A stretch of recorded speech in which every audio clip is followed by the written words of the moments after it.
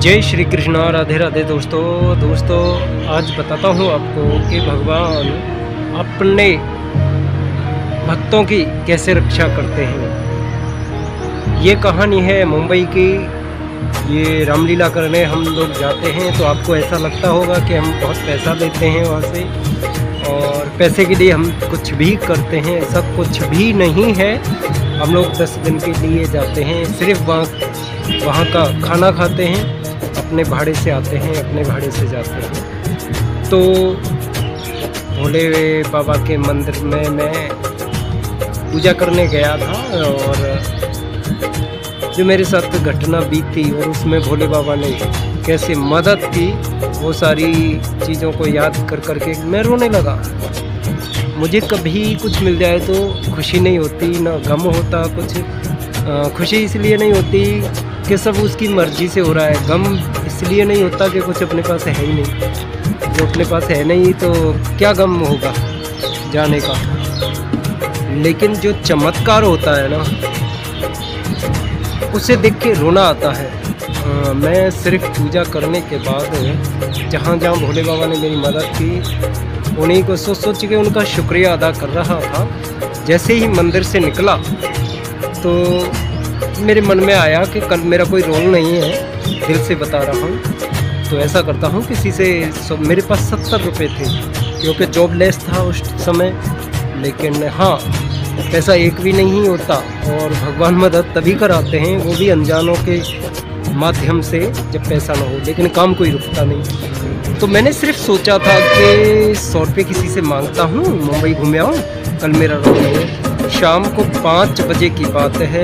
एक श्रीमान जी आते हैं, मतलब अच्छे पढ़े लिखे थे वो, मैं नहीं जानता, MP का बता रहे थे। शाम को मेरे से बात की, बैग लटक रहा था उनका। तो उन्होंने बोला, महाराज जी आप बहुत अच्छा कर रहे हैं, ये वो है, ऐसे बोले। मैंने महाराज जी मत बोलो, हम बहुत बड़े धर्मात्मा नहीं हैं। लेकिन ये है कि जो हम साल भर में पाप करते हैं उनको यहाँ धोने आते हैं। 10 दिन हमारे लिए बड़े शुद्ध और सुरभ के होते हैं, इसलिए आते हैं। तो उन्होंने बातें सुनी, 100 रुपये निकाल के मेरे को देने लगे। मैंने सोचा कि कोई कार्ड देंगे, ये अपना प्रचार कर रहे होंगे। तो उन्होंने 100 रुपये निकाल के दिए मेरे को। बोल रहे मेरी ज़्यादा सामर्थ्य नहीं है, ये रख लो। तो मैंने उनसे हाथ जोड़ के विनती की। मैंने बोला कि हम इसके लिए नहीं कर रहे हैं, अपने भाड़े से आते हैं, अपने भाड़े से जाते हैं।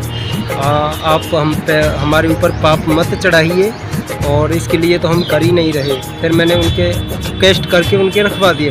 फिर थोड़ी देर बाद उन्होंने बात की, मैं उनका एड्रेस पूछने लगा तो उन्होंने बताया।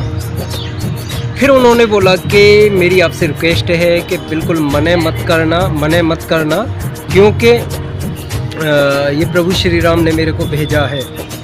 तो प्रभु श्री राम ने भेजा है, इसे प्रसाद समझ के रख लो, मना मत करना। फिर मेरे दिमाग में आया, ये बात तो मैंने सुबह सोची थी 100 रुपये की, और 100 रुपये ही क्यों दे रहे हैं। तो मैंने कहा ये बोल रहे प्रभु श्री राम ने भेजा है और मना मत करना, प्रसाद समझ के रख लेना। फिर मैं समझ गया कि भजन है ना, पता नहीं किस रूप में आके नारायण मिल जाते हैं। तो मैंने सोचा कि शायद प्रभु श्री राम ही हो। तो इस तरीके से, इस अंदाज से भगवान अपने भक्तों की मदद करते हैं। सिर्फ जो आपकी मदद कर रहा है वो भगवान के ही मर्जी से हो रही है। नहीं तो वो 1 रुपया ऐसे फेंकते हैं भिखारियों को लोग, और वहाँ सोचा 100 रुपये और 100 रुपये आके सामने से देना, ये क्या है? ईश्वर की कृपा है। यही बातें सोच के हमको रोना आता है, वरना अपने दुख के लिए हम कभी रोते नहीं। जो भगवान किसी न किसी के थ्रू मदद करते हैं, उसके लिए हम रोते हैं। कुछ मिलता है तो कभी ज़्यादा खुशी नहीं होती है। जय श्री